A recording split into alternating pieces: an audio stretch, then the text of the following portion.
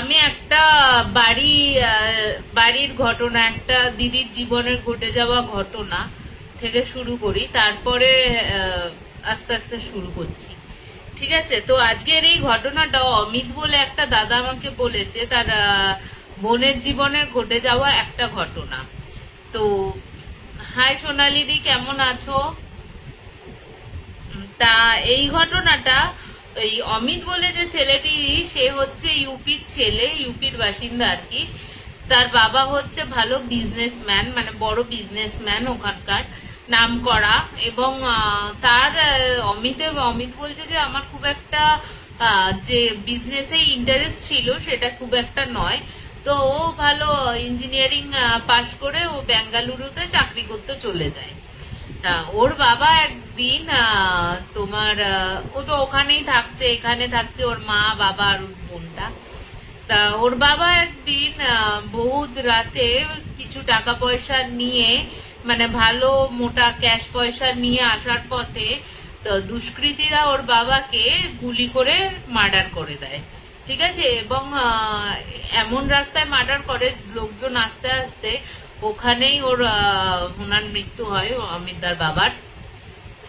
তারপরে অমিতদার যেহেতু কোনোদিনই ওই ব্যবসার দিকে খুব একটা ছিল না বলে, এবং মা আর বোনকে ও একা রেখে থাকতে পারবে না বলেও ওরা ঠিক করে যে ও ঠিক করে যে ওর মা আর বোনকে ব্যাঙ্গালোরে নিয়ে আসবে। তা ওর বোনের তখন কলেজ রয়েছে, তা ওর বোনকে বলে ব্যাঙ্গালোরেও ভালো ভালো কলেজ রয়েছে, তুই এক কাজ কর, তুই এখানে চলে আয়, এখানেই ভর্তি হ। মারও তাহলে আমার কাছে, মাকে দেখতেও সুবিধা হবে এবং আমার কাছে থাকতেও তোদের দুজনের কোনো অসুবিধা হবে না। হ্যাঁ, তা ওখানে ওরা কি করে, ওর যে ইউপিতে বাড়ি ছিল ওই বাড়িটার ভাড়া দিয়ে এবং ওদের যে দোকান ছিল সেইগুলো তোমার ব্যবসাপত্র ওখানে যা বিক্রি করে দিয়ে ও ব্যাঙ্গালোরে ওর মা আর বোনকে নিয়ে চলে আসে। এবার ব্যাঙ্গালোরে ও তো প্রথমে পিজিতে থাকতো, পিজিতে থাকার পরে তোমার ওর মা আর বোনকে যখন নিয়ে আসে তখন কিন্তু ও বলে যে আমি তোমার ইয়েতে একটা বাড়ি ভাড়া নিচ্ছি, ভালো দেখে বাড়ি ভাড়া নিচ্ছি, তোমরা চলে আসো। এবার ও তো একটা ভালো বাড়ি ভাড়া নেয় এবং বাড়িটা দেখলে কিন্তু খুব একটা মনে হবে না যে বহু পুরনো, কিন্তু বাড়িটার একটা প্রবলেম ছিল। এই তো পাড়াটার একদম শেষ প্রান্তে ওদের ওই বাড়িটা ছিল এবং তার ধারেপাশে না আশেপাশে একটু জমি, মানে কারোর জমি কেনা রয়েছে কিন্তু তারা এখনো বাড়ি করেনি, একটু ফাঁকা জায়গায় বাড়িটা অবস্থিত। এরপর তো যথারীতি ওর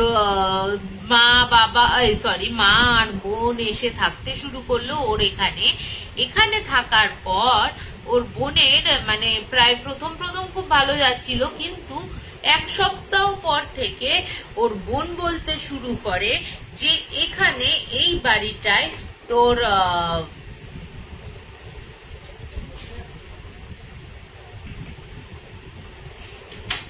এখানে দাদা তোর এই বাড়িটায় না আমি যেন মনে হচ্ছে যে কেউ যেন হাঁটাচলা করে বেড়ায়, কারোর যেন মানে সে ছোট বাচ্চার পায়ের আওয়াজ আমি পাই। তা ও প্রথমে ওর বোন যখন ওর মা আর দাদাকে এই কথাটা বললো, ওর মা আর দাদা কিন্তু এই কথাটা প্রথমে বিশ্বাস করেনি, বলছে তোর মনের ভুল হতে পারে, এতদিন তো তুই ওখানে ছিলিস, এখানে মানে বন্ধু বান্ধব হয়ে গেলে, কলেজে গেলে আবার তুই মানে তোর এই মনের ভুলটা কেটে যাবে, তুই বাড়িতে থাকছিস তো ওর জন্য। তা এবার যথারীতি তোমার ওই যে বোন আছে, তো একদিন ওর বোন শুয়েছে, ঠিক আছে, তিনটে ঘর আছে, মায়ের জন্য, বোনের জন্য, ওর জন্য আলাদা তিনটে ঘরে রাত্রির বেলা শুয়েছে। এবার ও যখন শুয়েছে বলছে আমি একটু মোবাইল ঘাটতে একটু তন্দাচ্ছন্ন অবস্থায় এসে যায় মানুষ, যখন ঘুম আর মানে জেগে থাকার অবস্থার মাঝখানে থাকে। ও বলছে হঠাৎ করে আমার মনে হলো আমার ঘরের দরজাটা আস্তে আস্তে খুলে গেল। আস্তে আস্তে খুলে গেল এবং খুলে গিয়ে তোমার মনে হলো যে তোমার কেউ যেন কোনো ছোট বাচ্চা যেন এগিয়ে আসছে ওই দরজার দিক দিয়ে। তা এবারও না হঠাৎ করে চোখটা যখন একটু তাকিয়েছে, দেখছে সত্যি একটা ছোট্ট বাচ্চা ছেলে, এই তোমার 4-5 বছর হবে। এই বাচ্চা ছেলেটা ওর গুটি গুটি পায়ে ওর দিকে খুব মিষ্টি ভাবে এগিয়ে এগিয়ে আসছে। এরপরে ও ভাবছে যে এখানে আবার বাচ্চা কোত্থেকে আসবে। এবার ও ভাবছে এটা কি, দেখবে হঠাৎ করে যদি হয় ঘুমটা ভাঙে, অনেক সময় আমরা খেয়াল করতে পারি না যে এটা রাত না দিন না দুপুর, খেয়াল হয় না। তো ও বলছে তাহলে আমাদের বাড়ির কি কোনো কাজের বউ এলো যে যেখানে এই বাচ্চাটা তোমার ওর কোনো কাজের বউয়ের কিনা কে জানে, হতে পারে। এবার ও তো ঘুমিয়ে চোখ বন্ধ করেছে, চোখ বন্ধ করে ও আবার না হঠাৎ করে অস্বস্তিতে চোখটা খুলেছে। এবার ও যখন খুলেছে, খুলে দেখছে ওই বাচ্চাটার পেছন দিয়ে একটা ছুরি হাতে, একটা মানে বিধ্বস্ত মানে এলোমেলো চুল, মুখটা বোঝা যাচ্ছে না, হ্যাঁ, আর শুধু বোঝা যাচ্ছে ঘাটটা একটু বেঁকা, এরকম বেঁকা, আর গলায় যেন স্পষ্ট কিছু যেন আটকে ছিল বহুক্ষণ, যেমন দাগ হয়ে যায় ওরকম দাগ, আর ঘাটটা বেঁকা, এরকম ছুরি নিয়ে এগিয়ে আসছে। ও ওই দেখে চিৎকার করে উঠে বসে। চিৎকার করে উঠে বসতে ওর মা দাদা ছুটে আসে। ছুটে এসে ও তো মানে রীতিমতো ভয়ে কাঁপছে আর চিৎকার করছে, মানে ও আর বলতে পারছে না। ওর দাদা আর বোন মা জিজ্ঞেস করছে যে কি হয়েছে, তুই এরকম কাঁপছিস কেন, কাঁদছিস কেন, কি হয়েছে? ও না কিছু বলতে পারছে না, ও চুপ, মানে ও ওরকম চিৎকার করে কেঁদেই যাচ্ছে। বেশ কিছুক্ষণ বাদে ওর মা একটা মানে ওই গঙ্গা জল এনে ওর মাথায় গায়ে দিতে ও একটু চুপ হয়। চুপ হতে ও মায়ের কোলে ঘুমিয়ে পড়ে।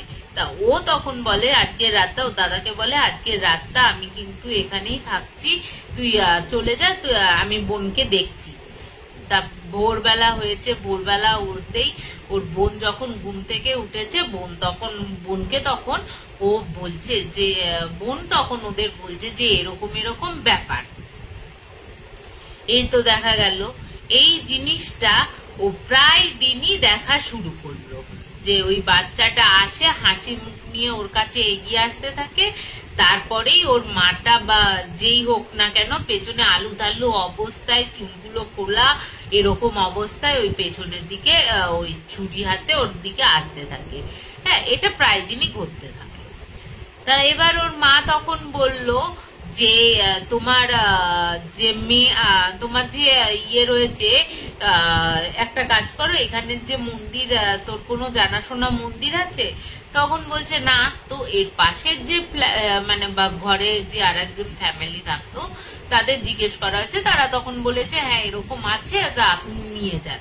তা নিয়ে গেছে, মেয়েকে ঝাড়িয়ে ফাড়িয়ে দিয়েছে, বলেছে আর কোনো প্রবলেম হবে না, বালিশের তলায় ফুল রাখতে বলেছে, বজরংবলীর ছবি রাখতে বলেছে।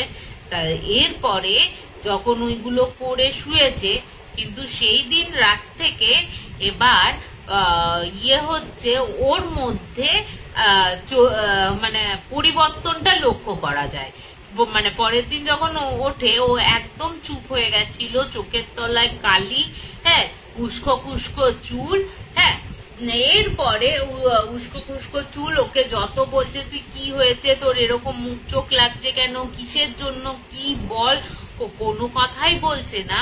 আর বলে রাখি অমিতরা হচ্ছে তোমার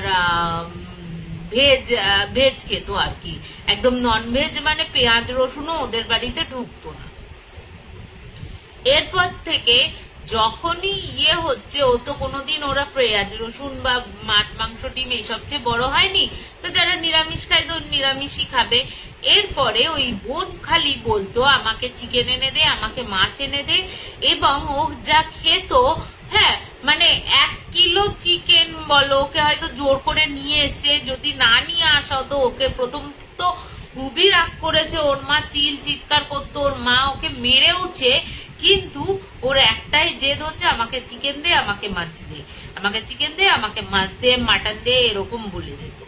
তা একদিন ও জোর করে, তো ওর মা ওকে দিয়ে, মানে মা ভাইকে বললো তুই নিয়ে আয় তো, আমি রান্না করে দিই, দেখি ও খায় কিনা।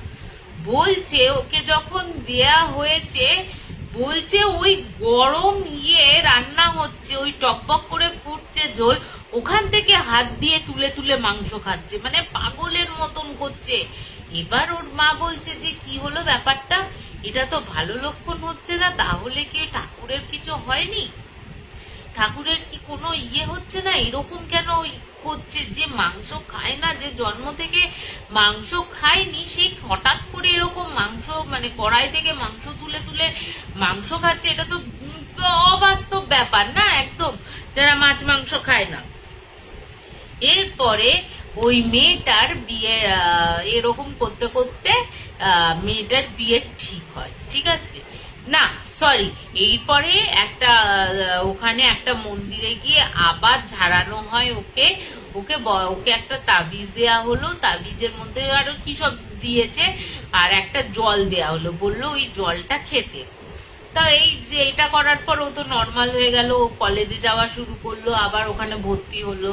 কলেজে যেতে যেতেই ওর ওখানকার এক প্রফেসরের সাথে আলাপ হয়েছিল, এবং প্রফেসরের বাড়ি থেকেই ওদের বাড়িতে মানে নিয়ে আসে, সম্বন্ধ নিয়ে আসে এবং বিয়ের প্রস্তাব দেয়, এবং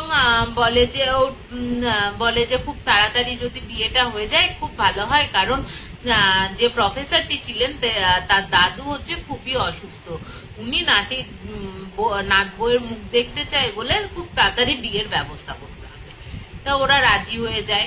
এবার বলছে যত বিয়ের দিন আসতে থাকে ও তত বেঁকে বসে, ও কিছুতেই বিয়ে করবে না, ওকে বলে না আমি এই ছেলেকে বিয়ে করবো না। এইদিকে যখন কিন্তু সম্বন্ধ এসছিল তখন কিন্তু ও কিন্তু রীতিমতো তোমার বলেছিল যে হ্যাঁ স্যারকে আমারও পছন্দ, আমিও দেখেছি, করেছে, ও রাজি ছিল। কিন্তু যত বিয়ের ডেট এগিয়ে আসতে থাকে তত বলছে না আমি এই ছেলেকে বিয়ে করব না, আমার অন্য ছেলেকে পছন্দ। এবার ও যখন বলছে অন্য ছেলেকে আমার পছন্দ, তখন কিন্তু ও কিন্তু বলতে পারছে না যে কোন ছেলেকে ওর পছন্দ, কোন ছেলে ওর তখন ও চুপ হয়ে যাচ্ছে। এরপরে তো ওর প্রফেসরও পরে, প্রফেসর তো না হবু বর, ওকেও বোঝায়, কিন্তু ও একেবারেই নাছোড় বান্দা, ও কিছুতেই বুঝবে না। এরপরে শুরু হচ্ছে ওই মেয়েটার ওপর অকথ্য অত্যাচার। যখন ঘুম থেকে ও উঠতো মনে হয় পুরো গালের মধ্যে আঁচড়ের দাগ, ঘাড়ের মধ্যে আঁচড়ের দাগ, তারপর এই কিছুটা অংশ না চুলের ফাঁকা ফাঁকা জায়গায় মনে হচ্ছে কেউ যেন চুল ইচ্ছাকৃত ছিঁড়ে নিয়েছে, মানে ওর ওপর যে অত্যাচার হচ্ছে, আর ও যে রাতে ঘুমাতে পারছে না, ও চোখ মুখ দেখলেই বোঝা যাচ্ছে। এবং তার সাথে খাবারের পরিমাণটা না প্রচন্ড পরিমাণে ওর বোনটা বাড়িয়ে দিয়েছে। এরপরে ও শুরু করলো যে ওর বোন, ও যে গলায় কথা বলছিল বা বোনের যে ভয়েস, সেই ভয়েসে না বলে একটা মহিলার কথা, মহিলার ভয়েসে, মোটামুটি ধরো ওই 30-35 বছরের যে মহিলার যেরকম গলা হয় আর কি, ওরকম মহিলার গলার আওয়াজ করতে শুরু করলো, বলতে শুরু করলো ওকে বিয়ে দিস না, ওকে বিয়ে দিস না, ও শুধু আমার, ও আমার সাথেই থাকবে। এবার ওর মা বলছে তুই কি বলছিস, ও আমার সাথে থাকবে মানে কে তোর সাথে থাকবে, ও তখনও বুঝতে পারছে না। এরপরে বিয়ের ঠিক বিয়ের দিন আগে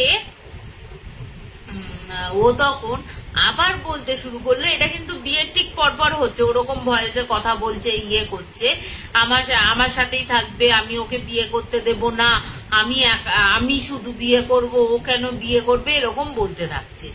এবার ওর মাও তো বুঝতে পারছে না। তারপরে না আবার কিছু মানে সময়, সব সময় কিন্তু ও যে অন্য ভয়েসে কথা বলছে তা নয়, মাঝে সাঝে নর্মালও হয়ে যাচ্ছে।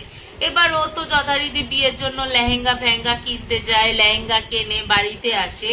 বাড়িতে আসার পর যখন রিশতেদার আসতে শুরু করে দেয়, আত্মীয় স্বজন আসা শুরু করে দেয়, ও তখন বলছে, আমার হঠাৎ করে ওই মেয়েলি গলায় বলে উঠছে যে আমার এই লেহেঙ্গাটা পছন্দ না, আমি অন্য লাল লেহেঙ্গা নেব, আমার লাল রং পছন্দ।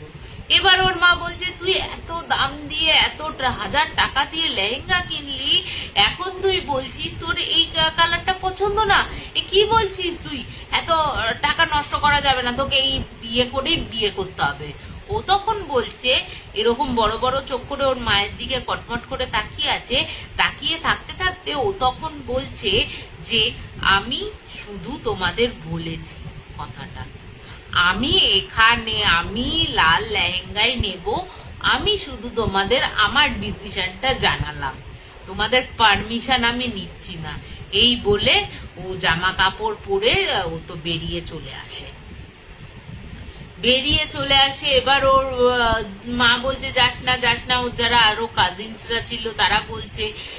ও এবার কি করে, ও কোথা থেকে কোন দোকান থেকে ইয়ে করে একটা সে পুরনো বলতে মোটামুটি ধরো 5-6 বছর আগে যেরকম লেহেঙ্গা হয় ওরকম লেহেঙ্গা, লাল কালারের টকটকে লাল কিরকম দেখতে, ওই লেহেঙ্গা নিয়ে চলে আসে। হ্যাঁ, এবার ওর মাকে তো দেখাচ্ছে ওই লেহেঙ্গা ছাড়া ও পরবেই না। ওর মা বলছে এত ভালো লেহেঙ্গা ছেড়ে তুই এই লেহেঙ্গা নিয়ে এসছিস, কোথা থেকে নিয়ে এসছিস, কি পছন্দ তোর? এরকম করে তো ওর মা বকাবকি করছে। তখন ওর মায়ের দিকে এরকম বড় বড় চোখ করে বলছে যে আমার বিয়েটা আমি করছি, পছন্দটা আমার, আমি যা পড়তে ভালোবাসি তাই হবে, ওকে কিন্তু ওর বিয়ের সাজ করানো হচ্ছে না। এবার তো ওর মা বলছে কি বলছিস তুই এই কথাগুলো, যে ওকে ওর বিয়ের সাজ হচ্ছে না, না কি বলছিস, আমি তো বুঝতে পারছি না। এরপর ওর যে বুয়া ছিল, মানে যে ননদ, ওর মায়ের যে ননদ বা মেয়েটির যে বুয়া ছিল, ও তখন বলছে বৌদি একটা কথা বলি, ওর তো হাবভাব ঠিক হচ্ছে না, একটা কাজ করি, আমার যে গুরুদেব আছে বা কুলো গুরুদেব আছে তাকে আমি বরঞ্চ এখানে ডেকে পাঠাই, ডেকে নিয়ে এসে আমার ঠিক লাগছে না ওকে, ও যেভাবে শুরু করেছে ননভেজ খাওয়া বা ওর কিরকম চাউনি গুলো, ও কিন্তু ভালো ঠেকছে না। এরপর তো ওই গুরুদেব এসে তো বসার পর ওকেও বসায়। প্রথমে তো বসতে চাইছিলই না, কোন রকমের জোর করে ওকে মানে ওই একদিকে ধরে, একদিকে ওর কাকিমা আর একদিকে ওর বুয়া এরকম ধরে তো ওকে বসানো হলো। বসানোর পর ওকে তখন বলছে যে তুই কে। এবার ও তখন বলছে আমি এই বাড়িতেই থাকি, আমার এরকম, তো প্রথমে তো বলতে চাইনি এরকম। ও তো বিভিন্ন ক্রিয়া করার পর বেশ কিছুক্ষণ বাদে ওই মানে যে ইয়েটা রয়েছে সেই এন্টিটিটা কথা বলা শুরু করলো। বললো আমি এই বাড়িতেই থাকতাম, এই বাড়িতে আমার প্রেমিক আর আমি এই বাড়িতে ছিলাম। এই বাড়িতে থাকার পর আমার প্রেমিক বাইরে চাকরি করতে চলে যায় এবং আস্তে আস্তে যা হয় আর কি, এবং ও বিদেশে চলে যাওয়ার পর আমি জানতে পারি যে আমার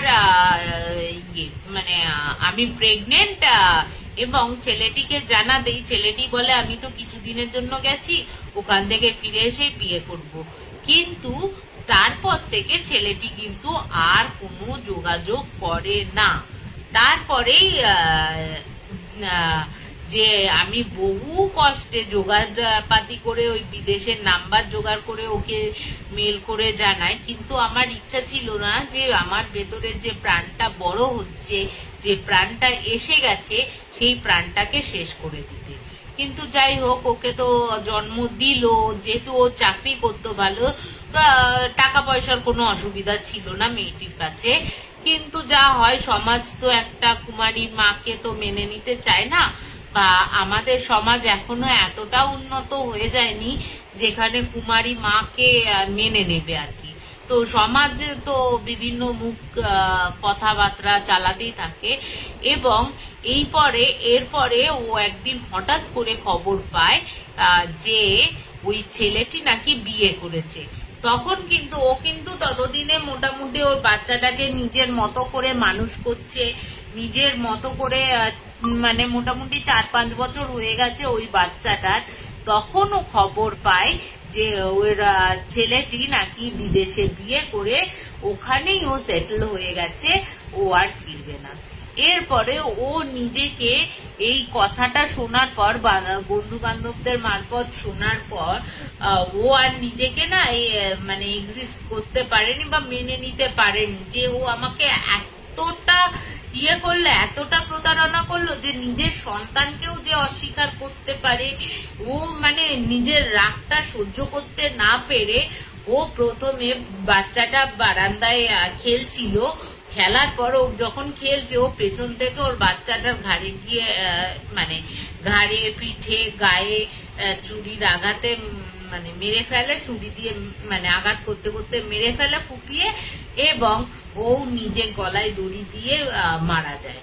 কিন্তু ওর একটাই শখ হচ্ছে ও একটু সুখে সংসার করবে, যেহেতু ওই বাচ্চাটাও রয়েছে ওর কাছে, ওরও ওই বাচ্চাটার মুক্তি হয়নি, সেহেতু ওই বাচ্চাটাকেও বলছে আমার যে শখটা ছিল আমি বিয়ে করে স্বামী সন্তান নিয়ে ঘর করব, সেই আমার আশাটা পূর্ণ হয়নি, এবার এই আশাটা আমার পূর্ণ হতে চলেছে।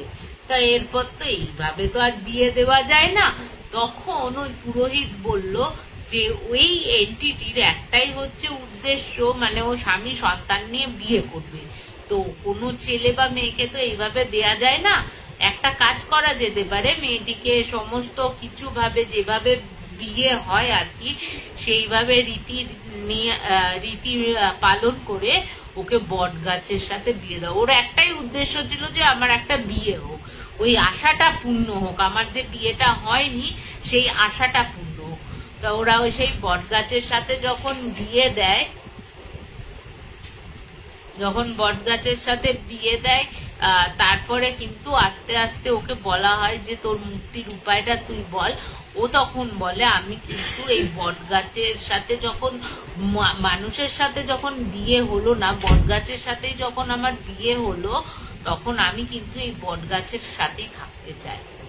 তাই এবার ওকে ওই বট গাছটাই ঘর হবে, মানে ও ওই বাড়ি ছেড়ে ওই মানে ওই বট গাছটার মানে যে বট গাছের সাথে বিয়ে দেওয়া হয়েছিল একটু দূরে নিয়ে গিয়ে সেই বট গাছেই ওকে বেঁধে দেওয়া হয়, বট গাছটাই পুরো বেঁধে দেওয়া হয়, যাতে ওই বট গাছ থেকে ও আর অন্য কাউকে মানে বিরক্ত করতে না পারে বা ভয় দেখাতে না পারে। রাখ ওটা। তা এরপরে তো ওই বট গাছেই ও থেকে যায়। পরবর্তীকালে মানে পরের সময়টা তো ওই বট গাছটাকে বেঁধে দেওয়া হয়, এবং তোমার ওই মেয়েটিও কিন্তু ভালোভাবে মানে মুক্ত হয়, এবং তাকেও ওই পুরো বাড়িটা বন্ধন করে দেওয়া হয়, ওদেরও তিনজনকে বন্ধন করে তারপর বিয়ে দেওয়া হয়। ওর খুব ভালোভাবে বিয়ে হয় এবং তারা সুখে থাকে। পরবর্তীকালে কিন্তু কোনো প্রবলেম হয় না। মানে ওই এন্টিটির একটাই ছিল যে সন্তানও হলো, কিন্তু যে স্বামী ছিল সে তোমার কোনো সেই এন্টিটিটা কোনো মানে সরি সেই ছেলেটি তাকে প্রতারণা করে চলে গেল, সন্তানও হলো, সে আবার অন্য কাউকে বিয়ে করলো, এটাই মানতে পারেনি। তা ওই কারণে ওই মানে ওই এন্টিটির একটাই উদ্দেশ্য ছিল আমি স্বামী সন্তান নিয়ে ঘর করব। তো এই হচ্ছে একটা প্রথম ঘটনা অমিতদা বলেছিল আমাকে, ওর বোনের জীবনে ঘটে যাওয়া ঘটনা। বলে অদ্ভুত রকমের দিদি কিন্তু মানে বোন কিন্তু এখন আর কোনো মাছ মাংস খায় না, মানে নিরামিষাশী হয়ে গেছে, কিন্তু তখন যদি সেই মাছ মাংস খাওয়ার ধুম, মানে একবার বলছে একবার পাঁঠার মাংস আনা হয়েছে, বলছে 1 কেজি পাঁঠার মাংস খাওয়া হয়ে গেছে, সঙ্গে সঙ্গে বলছে আবার নিয়ে আয়, মানে এরকম করে করে ও প্রায় 5-6 কেজি পাঁঠার মাংস একদিনে খেয়ে ফেলেছে, এরকম হয়ে গেছিল। তো কেমন লাগলো আমার এই প্রথম ঘটনাটা একটু আমাকে জানিও। তো আমি কোনো কমেন্টসই দেখতে পাচ্ছি না।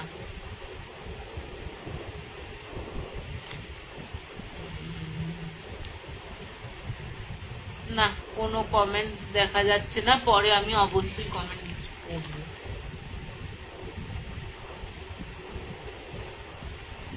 তা এটা এই একটা ঘটনাটা হচ্ছে হন্টেড হাভেলি, ঠিক আছে? এটা আমার দ্বিতীয় ঘটনা।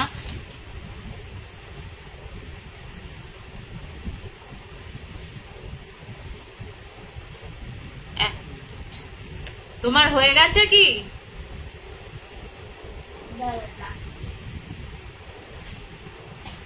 বাবাইয়াকে যেতে বল, তুই এখান থেকে যা, ওই ঘরে যা। সরি, একটু ইয়ে করলাম। এই ঘটনাটা আমার সেকেন্ড ঘটনা এবং হন্টেড হাভেলির ঘটনা। এই ঘটনাটা আমাকে বলেছে তা আমার যে ছেলে টিউশন পড়ে তার টিউশনের ম্যাম।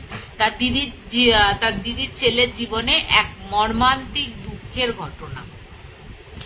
ওর দিদির বিয়ে হয়েছে। ছেড়ে দে বাবু, ছেড়ে দে, তুই চলে যা, ওই ঘরে চলে যা। তা তোমার ওই দিদির বিয়ে হয়েছিল রাজস্থানে, কিন্তু ওর বর দিল্লিতে কাজ করতো বলে ওরা দিল্লিতেই দিল্লিতেই পার্মানেন্ট থাকতো। কিন্তু ওই গ্রামে, রাজস্থানের প্রত্যন্ত গ্রামে দিদির শ্বশুর বাড়িতে দিদির শ্বশুর শাশুড়ি, তিন ভাসুর, জাব, তোমার ননদ, এদের সবাইকে নিয়ে ওই গ্রামে তারা থাকতো। এবার ওই গ্রামে যথারীতি দিদি তো যেহেতু দিল্লির বাসিন্দা হয়ে গেছিল, সেহেতু তোমার ওই দিদির কি হয়েছে, ওই দিদির ছেলেও যখন বড় হয়, বড় হচ্ছে, ও তো দিল্লিরই টাইপের, কিন্তু এই ছুটি ছাটাতে যেত বলে অতটা খেয়াল করতো না। এবার ও যখন কলেজে পড়ছে, দিদির ছেলে, এবার ও তখন অনেক দিনের ছুটিতে ও বলে যে আমি একটু গ্রামের বাড়ি থেকে ঘুরে আসি। এবার ও তো গ্রামের বাড়ি থেকে ঘুরতে যায়।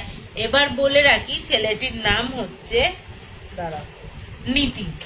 নিতিন যে ছেলেটি এবার গ্রামের বাড়িতে যায়। এবার ও ছোটবেলা থেকেই ও দেখে আসছে ওদের গ্রাম থেকে কিছুটা দূর পেরোলেও, একটু নিয়ে যাও,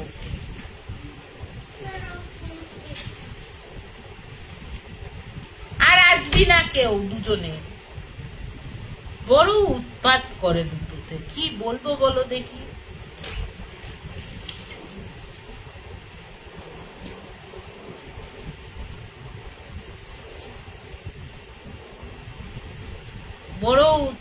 বড় উৎপাতে।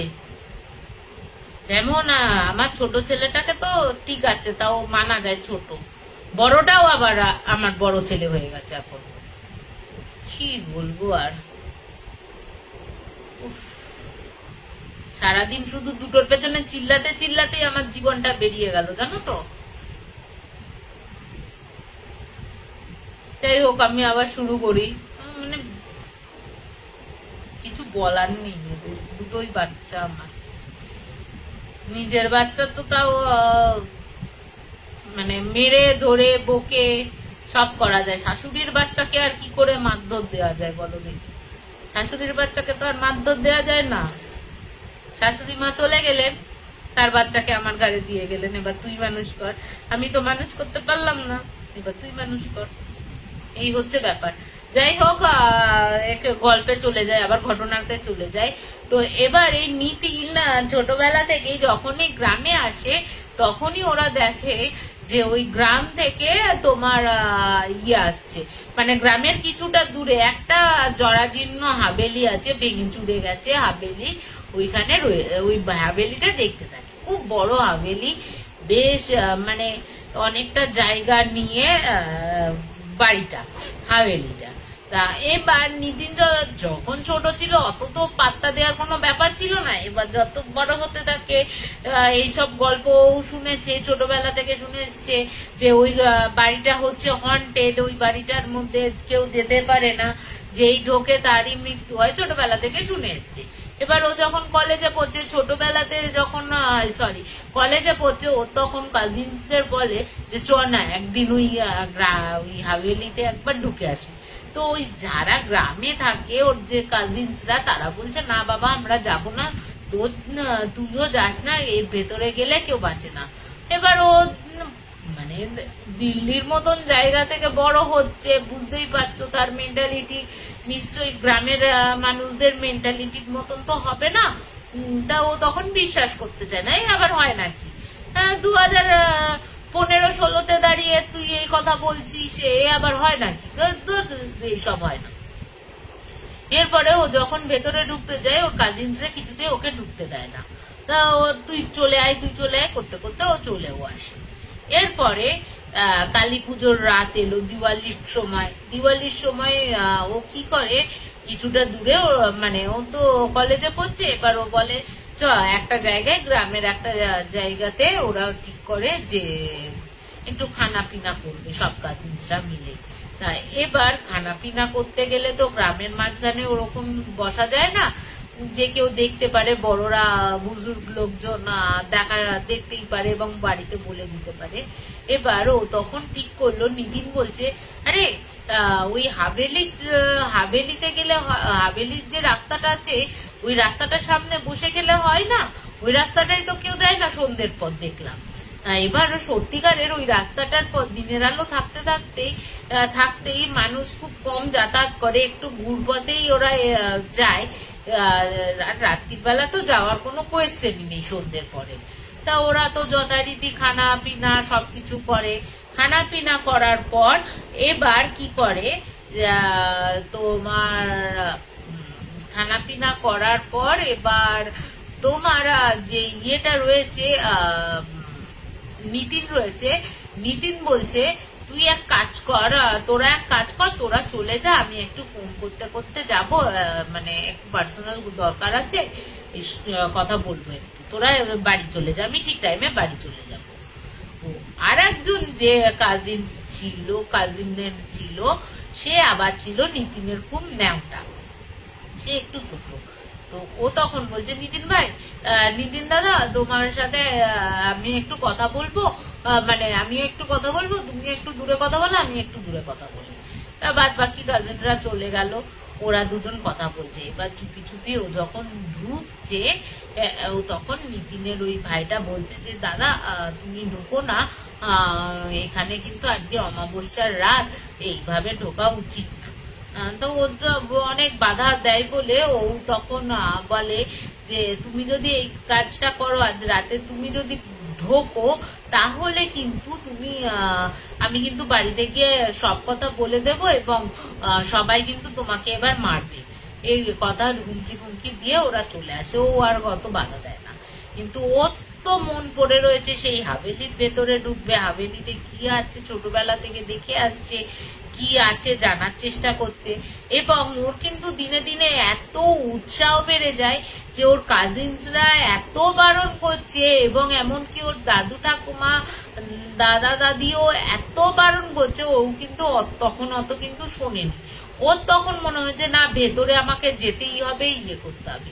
ও তখন করেছে পরের দিন, মানে যেদিন কালী পুজো আর কি, সেদিন সকালবেলা তোমার একটুখানি ইয়ে করছি, সেদিন একদম ভোর বেলা ও একা উঠে ওইদিকে হাঁটতে যাচ্ছে।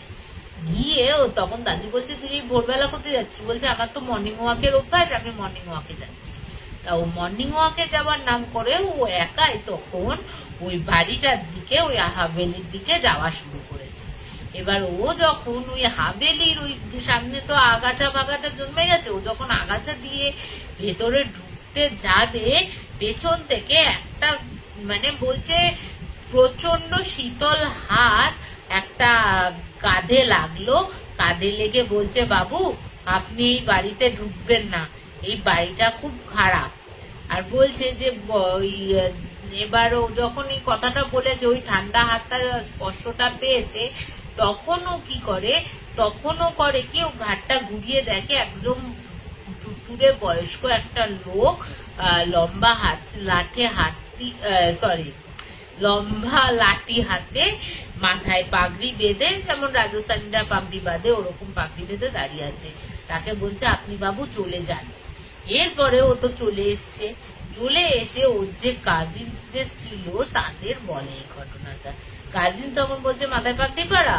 বলছে হ্যাঁ। হাতে লাঠি? বলছে হ্যাঁ। হাঁটো ধুতি পরা, হাত গেঞ্জি, মানে আগেকার দিনের ইয়ে পরা? বলছে হ্যাঁ। তোরা কি করে জানলি? বলে তুই যাকে দেখেছিস ও কিন্তু আর বেঁচে নেই। এবার নিতিন বলছে কি বলছিস? তোরা জানিস না এরকম উল্টো পাল্টা আমাকে ভয় দেখাচ্ছিস, এইসব ইয়ে করছিস, আমি এসব বিশ্বাস করি না।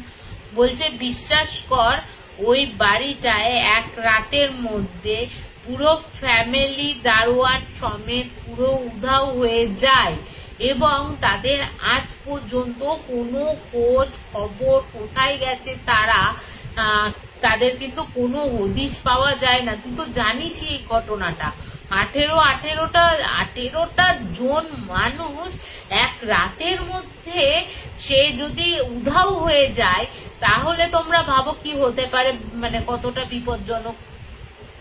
ও তো শুনলই না, ও ঠিক করে যখন গভীর রাত হবে ওরা তখন যাবে, ও তখন একাই যাবে। এবার গভীর রাত হয়েছে, ও তখন যখন কাজিনরা ঘুমিয়ে পড়েছে ও পা টিপে টিপে দরজা খুলে আবার ভেতরে বাইরে আসে, ভেতর থেকে বাইরে আসে, এসে ওই আবার রাস্তা ধরে হাঁটতে হাঁটতে ওই হাভেলিতে ঢোকার চেষ্টা করে। প্রথমে যখন ওই গেটের কাছে যায় তখন গেটটা তো বোঝাই যাচ্ছে না, কিছু মানে ভেঙে চুরে সব গেছে, কিন্তু প্রথম যখন যায় তখন কিন্তু ওই বাধা দেয় ওই ইয়েটা। তো ও তখন বলছে ধর ও তো ভূত। ও তার আগে বলে রাখি, ও তো মানে একদম মাঝরাতে বেরিয়েছে। ও তখন কি করে যে মাঝরাতে বেরোনোর জন্য ও না অনেকটা মানে মদ্যপান করে নেয়। হ্যাঁ, মদ্যপান করে নিয়ে তখন রাস্তাতে যায়। এবার ওর তো নেশা হয়ে গেছে, বিশাল নেশা হয়ে যেতে ও তখন বলছে ওর ভূত বাবাজি তুমি আমার কি ক্ষতি করবে বলে ও এগিয়ে যায়। এবার ও যখন এগিয়ে যায়, গিয়ে দেখে যে সামনে, এর পরের ঘটনাটা পরে বলছি, যে ও যায়। তারপরে যখন ভোরবেলা হলো, ভোরবেলা হওয়ার পর ও কিন্তু মানে দেখছে, কাজিনসরা দেখছে নিতিনদা নেই, নিতিন কোথায় গেল, খোঁজ খোঁজ খোঁজ খোঁজ। এবার ওর সাথে যে মানে ভাইটা থাকতো সারাক্ষণ ন্যাওটা হয়ে, সে বলছে যে তার আগে সারা গ্রাম খোঁজা হয়ে গেছে, কোথাও নিতিন নেই। এবার সবাই, এবার ওই ভাইটা বলছে নিতিনদা হাভেলিতে চলে যায়নি তো।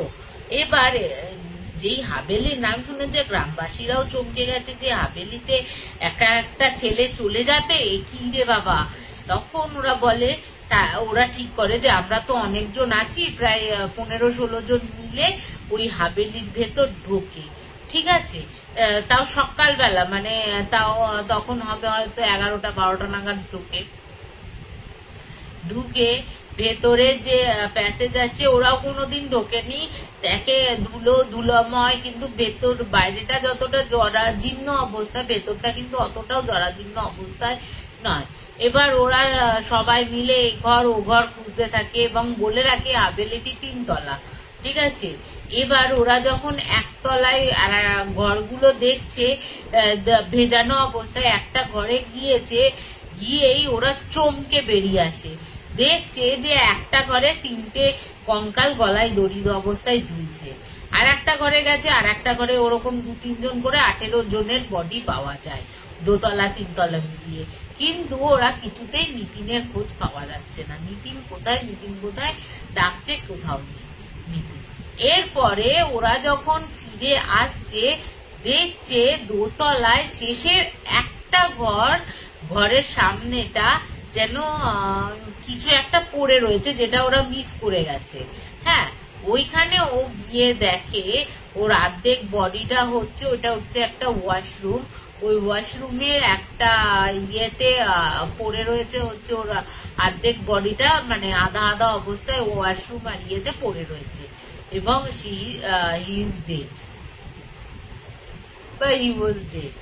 তাই এবার ও তো মারা গেছে। এবার বাড়ির অবস্থা বলে তো বোঝানোর নয়, একমাত্র ছেলে একটা ইয়াং অবস্থায় নিজের জেদের জন্য মারা গেল। তার মায়ের যে কি অবস্থা হতে পারে সে তো আর আমার আর বলে দেওয়ার মতন অবস্থা থাকে না, কারণ আমি নিজেও বুঝতে পারি যে তার মনের অবস্থা কি হতে পারে। একটা জোয়ান ছেলেকে মানে হারিয়ে ফেলা চিরতলে, তাও নিজের জেদে, যখন যেখানে বারণ করা হচ্ছে যে ওই মানে ওই ভেতরে গেলে কেউ ফিরে আসে না, সেটা। এরপরে ওর তো যেহেতু অপঘাতে মৃত্যু হয়েছে, অপঘাতে মৃত্যু হওয়ার পর ওর মা যে 3 দিনে তো কাজ করবে, যেদিন কাজ হয়ে যায় কাজ হবে সেই দিন তার আগের দিন মানে দ্বিতীয় দিন রাত্রির বেলা ওর মা স্বপ্ন দেখে, ওই নিতিন ওকে স্বপ্ন দেখায়। ওর মা স্বপ্ন কি দেখায়, ওর মা তখন হুবহু বলতে থাকে, কাকিমা বলে যে নিতিন আসে, নিতিন এসে বলে যে মা আমাকে ক্ষমা করে দাও, সবাইয়ের কথা হয়তো আমার শোনা উচিত ছিল, আমি কোনো কথা শুনিনি, যার জন্য এই পরিণামটা এই এত দুঃখের হয়েছে। এরপরে ও তখন বলে আমি যে ভেতরে চলে গেলাম, ভেতরে গিয়ে তো দেখলাম যে কোনো জরাজীর্ণ অবস্থায় নেই, বেশ ভালো ঘরগুলো রয়েছে। এরপর আমি একতলায় চিৎকার চেঁচামেচি ডাকাডাকি করি, কেউ আসে না, কিন্তু দোতলায় উঠি, মানে ফার্স্ট ফ্লোরে যাই, গ্রাউন্ড ফ্লোর থেকে ফার্স্ট ফ্লোরে গেল। ফার্স্ট ফ্লোরে গিয়ে দরজা যখন খুলে দেখে এরকম নরকঙ্কাল ঝুলছে গলায় দড়ি দিয়ে। ওপরেও যখন যায় তখন ও দেখে যে নরকঙ্কাল ঝুলছে। এরপরে ও যখন ওই ভয় পেয়ে যখন ও নিচে পালিয়ে আসতে যাবে, ও তখন দেখছে ওই বাথরুমে ও যেখানে বডিটা পড়েছিল সেই বাথরুমের ওখানে একটা সুন্দরী মহিলা ওকে ডাকছে ওইখান থেকে। এবার ও তখন বললো যা কেউ তো আছে, ও তখন বলছে আপনি কে? এবার ওই মহিলাটা একটাই কথা বলছে, এই বাড়িটা কিন্তু, এই হাভেলিটা আমার, এই হাভেলি থেকে তোমরা চলে যাও, তুমি চলে যাও, যদি না চলে যাও তাহলে কিন্তু বিপদ। এবার ওর তো নেশা হয়ে রয়েছে, ও নেশার করে বলছে তুমি আমার কি করে দেবে, কিছুই করতে পারবে না। এই বলে তোমার কিছু করতে পারবো না, ঠিক আছে দেখি কি করতে পারি না করতে পারি বলে হা হা করে হাসছে। ও অত পাত্তা না দিয়ে ও একতলায় আসে। একতলার একটা ঘরে ওর দেখছে মানে 17 জন একটা জায়গায় গ্রুপ ফটো, কিন্তু যে মেয়েটিকে ও দেখেছে সেই মেয়েটি কিন্তু একটা জায়গায় একটু দূরের ডিস্টেন্সে ওদের সাথে ফটো খিচিয়েছে। এরপরে ওর বলে যে এরপরে মেয়েটি তো আমি এই ছবিটা দেখি, তখন মেয়েটিকে যখন ওই ছবিটার দিকে মোহিত হয়ে তাকিয়ে রয়েছি, তখন ওই মেয়েটিকে দেখি আমার দিকে এগিয়ে আসছে। এগিয়ে এসে ও তখন বলে এরা হচ্ছে শয়তানের পূজারী। হ্যাঁ, এই যে মৃতদেহ কঙ্কালগুলো দেখছো, এই কঙ্কালগুলো কিন্তু 17 জনের, আর একটা কঙ্কাল যেটা আলাদা রয়েছে ওটা আমার, ঠিক আছে? ওরা আমাকে আরো দূরের গ্রাম থেকে আমাকে কিনে নিয়ে এসেছিল, আমাকে পূজার, যেহেতু আমার তখনও ঋতুমতি হইনি, তখন ওরা আমাকে শয়তানের পূজার জন্য প্রত্যন্ত গ্রাম থেকে আমার মা বাবাকে অনেক টাকা দিয়ে আমাকে কিনে নিয়ে আসে। কিন্তু আমি ছিলাম হচ্ছে মাতা রানীর ভক্ত, এবং মাতা রানীকে আমি বিশ্বাস করতাম। যখনই ওরা আমাকে পুজোর ব্যবস্থা করতো বা আমাকে করতো, তখন আমি যদি বিরোধিতা করতাম আমার উপর চলতো অকথ্য অত্যাচার। কিন্তু এই সময় এই বাড়ির যে ছেলে ছিল সেই ছেলেটি আমার প্রেমে পড়ে, কিন্তু এই কথাটা জানাজানি হতেই আমার ওপর আরো অত্যাচার বেড়ে যায়, যেন আমি সমস্ত কিছুতে দোষী। এরপরে আমি তখন নিরুপায় হয়ে অত্যাচার করতে থাকে এবং আমাকে জোরপূর্বক ওই মানে তোমার ওই শয়তানের পূজারী, মানে শয়তানের ভোগ্য হিসেবে আমাকে প্রদান করা হয়, ভোগ হিসেবে, ঠিক আছে? এরপরে তোমার আমি যখন রাত্রির বেলা একাকী থাকতাম, তখন যেন আমাকে সমস্ত পিশাচ বলো বলো ছিঁড়ে খেত। এই যন্ত্রণা আমি সহ্য করতে পারিনি।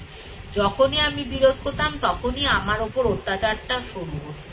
ও তো চুপ করে, নিতিন কিন্তু চুপ করে শুনছে, এবং এই কথাগুলো কিন্তু নিতিন ওর মাকে স্বপ্নে পরিষ্কার ভাবে বলছে, ঠিক আছে? এরপরে নিতিন তখন বলছে দূরে এসব গাঁজাখুরি গল্প আমাকে শুনিয়ে কি হবে, আমাকে যেতে দাও। ও তখন বলছে তুই তো আর যেতে পারবি না, তুই বললি না ভূত প্রেত আমার কি করে নেবে, দেখ তো ওই বারান্দায় গিয়ে ওই যেখানটায় তুই প্রথম গেছিলিস ওইখানটায় গিয়ে দেখ তো কি আছে। ও ওইখানে ছুটে গিয়ে দেখে যে ওর বডিটা ওখানে পড়ে রয়েছে, কিন্তু ওর সূক্ষ্ম শরীরটা ওর সামনে রয়েছে। ও ও তখন ভেতরে যাওয়ার আকুল পাকুল চেষ্টা করে, কিন্তু তো বডি নেয় না। যাই হোক, ও তখন বলে তুমি আমাকে মারলে কেন? বলে এই বাড়িতে যেই আসে তাকেই আমি মেরে ফেলি, নাহলে আমার খাদ্যটা মিটবে কি করে? আমি বেঁচে থাকি মানুষকে খেয়ে, মানুষের রক্ত পান করে। তা এরপরে তো যথারীতি ওই পুলিশ কেসও হয়। যখন দেখে তা গ্রামবাসীরা পুলিশ কেস করে, বডি নিয়ে যায়, 18টায় বডি পায়, সমস্ত কিছু জানে। কিন্তু ওই যে নিতিন বলছে যে মেয়েটি একমাত্র বলে যেহেতু আমি মানে মাতা রানী দিয়ে শয়তানের উপাসক হব না বলে অত্যাচারের হাত থেকে বাঁচার জন্য আমি আবার শয়তানেরই পুজো করতে থাকি। তা এবার ও তখন নিতিন তখন ওকে নাকি জিজ্ঞেস করেছে তাহলে তুমি এই 17 জনকে মারলে কি করে? তখন ও বলছে যে আমি ওদের জালে ওদেরই ফাঁসাই, ওদেরই বলি। 1 বছর আমার টাইম লেগেছিল ওদের জালে ওদের ফাঁসাতে। আমি ওদের বিশ্বাস করাই যে আমার ভেতর শয়তানি আত্মা ঢুকছে, এবং আমি যথারীতি নিজেকে যতটা অপরিষ্কার রাখা যায় ততটাই অপরিষ্কার করি। এবং একদিন রাত্রির বেলা সুযোগ আসে, 17 জনকেই আমি ওই শয়তানের গলায় আমি বলে ওদেরই গলা মানে দড়ি দেওয়ার ব্যবস্থা করি, এবং ওরা নিজেরাই ঝুলে পড়ে। আমাকে ঝোলাতে হয়নি, ওরা নিজেরাই ঝুলে পড়ে। এবং আমিও যাতে বাঁচবো না জেনে আমিও কিন্তু সুইসাইড করি। তো তখন নিতিন বলছে যে এই একটা আমার ভুল হয়েছিল, যে সবাই যেখানে বারণ করছে সেখানে আমার না যাওয়াটাই উচিত ছিল। এবং সত্যি মিথ রয়েছে যে ওই বাড়িতে ঢুকলে কিন্তু কেউ আর বাঁচে না। এবং পরবর্তীকালে ওই গ্রাম প্রধান বলো, গ্রাম পঞ্চায়েত যারা রয়েছে সদস্য, তারা কিন্তু ওই হাভেলিটাকে ভাঙার চেষ্টা করে। ঠিক আছে, যেহেতু গ্রামের একটা ছেলের মৃত্যু হয়ে গেছে মর্মান্তিক, সেহেতু কিন্তু ভাঙার চেষ্টা করে।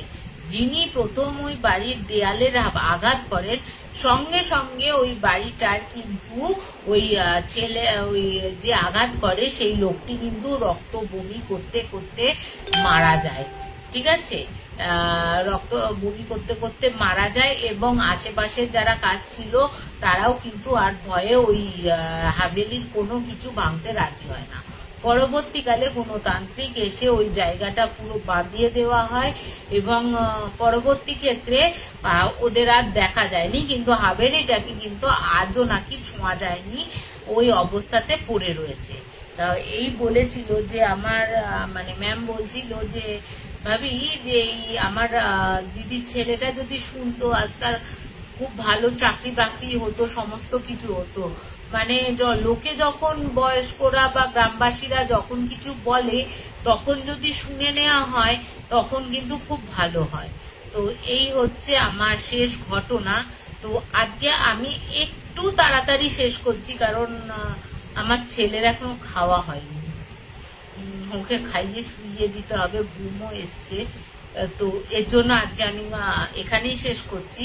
তো আরো বাকি দুটো মানে আরো আমার কাছে ঘটনা রয়েছে, খুব ভালো লাগবে। একটা তো খুবই মর্মান্তিক, একজন মানে খুবই মর্মান্তিক, দুটো ঘটনাই খুব মর্মান্তিক। আর একটা আমি চেষ্টা করব আমার জীবনের ইনভেস্টিগেশনের একটা ঘটনা বলার। ঠিক আছে, তো আজকে এখানেই শেষ করছি, তোমাদের কমেন্টের অ্যান্সার দিয়ে দেবো। শুভরাত্রি, ভালো থেকো। আজকে আমাকে একটু ক্ষমা করে দিও তোমরা আমাকে। তো একটু গল্প বলার জন্য, যেহেতু আমার ছেলের একটু খিদে পেয়ে গেছে, ওর জন্য, বাচ্চা মানুষ তো কি করবো, ওরা বোঝেও না। তো আজ আমি শেষ করছি, শুভরাত্রি, খুব ভালো থেকো তোমরা, good night. Please subscribe to our channel Hana Tales. Comment, share, like, and don't forget to hit the notification bell for more videos.